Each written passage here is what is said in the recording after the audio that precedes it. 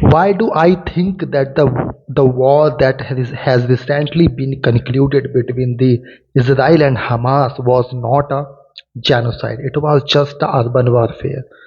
And in urban warfare, one side was using the tunnel system, and the tunnel system was beneath the hospitals, beneath the this schools and colleges and hospitals, and beneath the mosques. So it was all over the place in the whole Gaza city, and that is what happened. So one side was using the tunnel system, and another side was another side wanted to kill the members of Hamas, the army of Hamas, and in doing so, they also killed few thousands of innocent civilians. So that is what I am proposing here. But it was not a genocide. So the definition of genocide is basically that you have to intentionally kill one group of people. It could be the group of a religious group. Uh, it could be the race group. It could be the ethnic group. It could be any kind of group. It could be a caste group when it comes to India. Okay, it could be a nationality group also when it comes to, let's say, France and Germany are fighting, and France carried out a genocide of German people. So it will be based on the nationality. So if you are killing intentionally, the word here is intentionally, a group of people, okay, and your intention is to annihilate them, that is what genocide is. Now the response will be that yes, Israel wanted to kill the Gazans intentionally. Okay, my contention is that if you can give this option to Israel, that Hamas is going to disarm themselves and you will get your hostages back. These two things, not one thing, but do these two things. Either Hamas, like not either or, it is both the things. Hamas disarms themselves and they return the hostages. And these are the two conditions that need to be completed, and Israel won't kill anybody in Gaza. Okay, so you are getting my point. This is the condition that then Israel won't kill anybody in Gaza. So basically, they are not saying that we want to kill you just to kill you. Okay, there is no reason behind it. We want to kill you because we want to annihilate you. No, no, no. They are saying that we do not want to kill you. We want to kill Hamas, but because Hamas is using you guys as a shield, then unintentionally, unintentionally, as a collateral damage, we have to kill you. Otherwise, we cannot carry this war forward. Otherwise, it is just a license for Hamas that they can carry out any kind of terror attack, and then they can hide behind the civilians, just and they will be sure that Israel is not going to come and get them, because Israel is not going to come and get them because whole world will be siding with innocent people of Gaza, and those innocent people of Gaza are intentionally or unintentionally helping Hamas to get away from the punishment. And that is the crux of the problem. So if Israel has this option, anybody can provide this option. Anybody, Gulf states can come, Egypt and Turkey can come, or Western countries can come, that Israel, hear me out, we are going to give you all the hostages that Hamas has captured, and Hamas is going to disarm themselves. These two things, if we can provide you, will you stop this war? And Israel will in 1 second say, yeah, I will stop this war. So basically, they are not after killing the innocent people, they are after killing the Hamas people, and as a collateral damage in between, because the war is not a good thing. Since eternity, the innocent people have died in a war, but nobody calls a war a genocide. Okay, every war is not a genocide.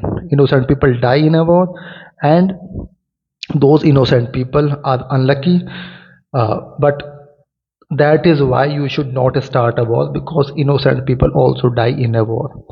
You can see, any war, okay. This Pakistan just carried out attacks in Afghanistan, the aerial strikes. In that also, maybe they would have killed 4 or 5 terrorists, but more than that, the innocent people have died. But the thing is with the terrorists, that if they hide behind the civilians, then that does not give them a license to not to be died. Okay, that does not give them the license to carry out any kind of terror attack, but they cannot be killed because they are hiding behind the civilians. That should not happen, and that should not encouraged. Now that is the first point. The second point is, okay, you want to say Hamas want to fight, they don't want to disarm themselves because they are a fighting force, they are Arabs, they are brave, and they want to fight. Okay, I get that, I totally get that. So Ukraine and Russia are fighting. Nobody will say to Ukraine that okay, you disarm your army and then like it will be a hunky dory for you forever. No, nobody say this thing to Ukraine. Okay, and then Russia will the Russian army will get back into their bunkers. Uh, okay, so the barracks, okay, get back into the barracks. Nobody will say this to Ukraine. But why I am saying this thing to Hamas, because Hamas is fighting inside the cities. Inside the cities, they are not fighting on the borders of Gaza. Okay, they have lost the borders of Gaza. They are fighting inside the cities. The moment Ukrainian army fights in Kiev or in Kharkiv or in all these cities, then, and they do not want their population to run away from those cities, then I will say Ukrainian army is responsible for the death and destruction partially of the Ukrainian people. Okay, so basically, if the fight is going on in Kharkiv, the Ukrainian army can say to their people that you guys should leave Kharkiv. Let us fight against the Russians. But in the case of Hamas, Hamas says that you cannot leave Khan Yunis, you cannot leave Gaza city, um, and you cannot leave Rafah. And that is the problem. So Hamas is using them as a human shield. Now, okay, that is one point. The third point I will say, okay, Ukraine, this Hamas do not want to give up their weapons and they want to fight. Okay, we are human beings. We are fighting since eternity. So since I think the humanity has started, we guys are fighting. So that is not a problem. They want to fight. Okay, they should fight. Just let the Gazan people leave Gaza on the side of Egypt. Okay, all these people who are boycotting Israel, they should put pressure on Egypt and say that okay, these people want to leave Gaza, let them leave, let them come to Egypt. We will give you some of the funding, we will provide the aid to these people. Okay, and then you can provide them food, you can provide them shelter, you can provide them medicines, you can provide them housing. Okay, you can pour millions of dollars because people have the money and people are actually donating to this cause. So those people who are innocent, who are just a general population, they can move to Egypt for some time, and then Hamas and IDF, both these fighting force can fight. Hamas and IDF can fight.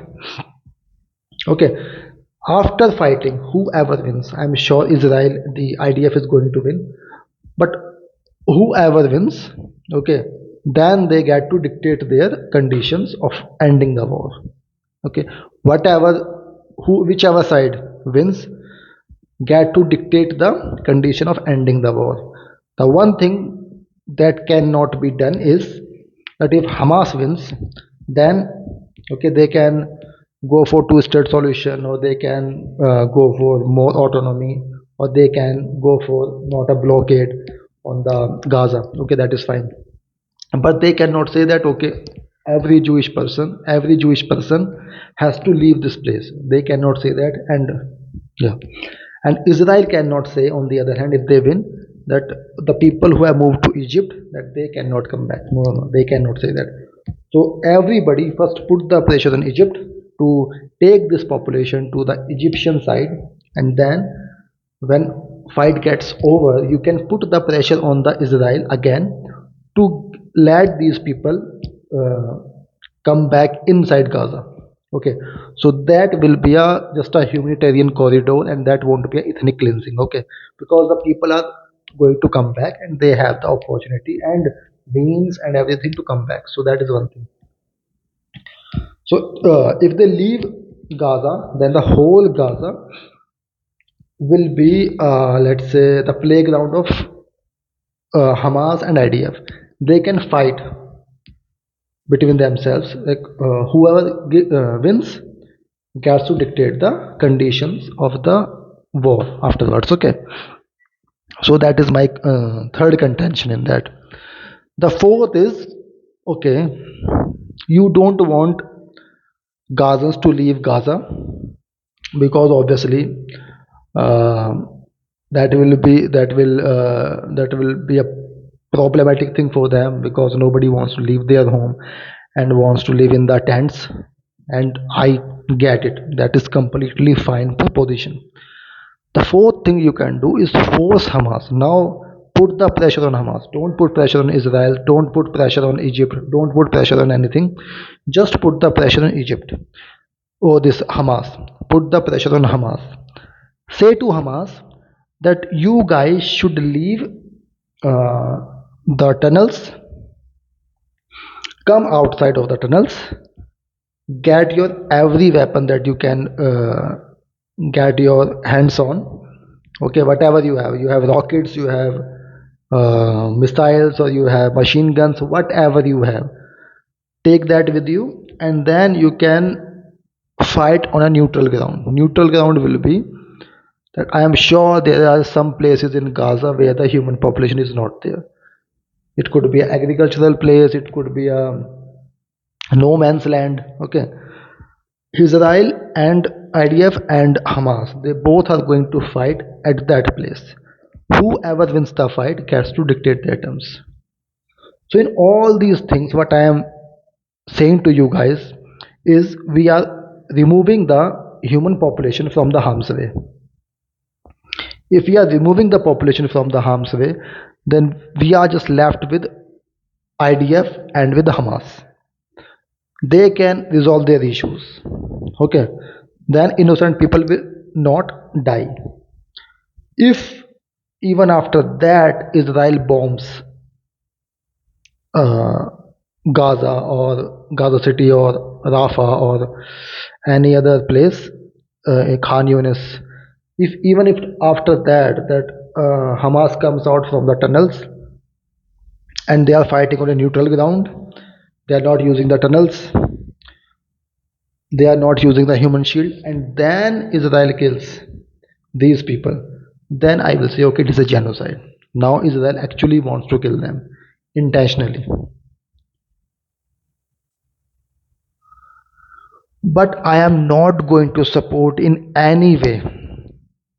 Okay, I am not going to go against Israel's right to carry out the war as a terrorist organization, or any kind of organization, whether you are a military, whether you are a paramilitary, whether you are a militia, whether you are a gangsters, whether you are a terrorist. I don't give a damn. If you use the human shield, that does not absolve you from getting the punishment if you have done something wrong. Okay, this thing I cannot accept at all.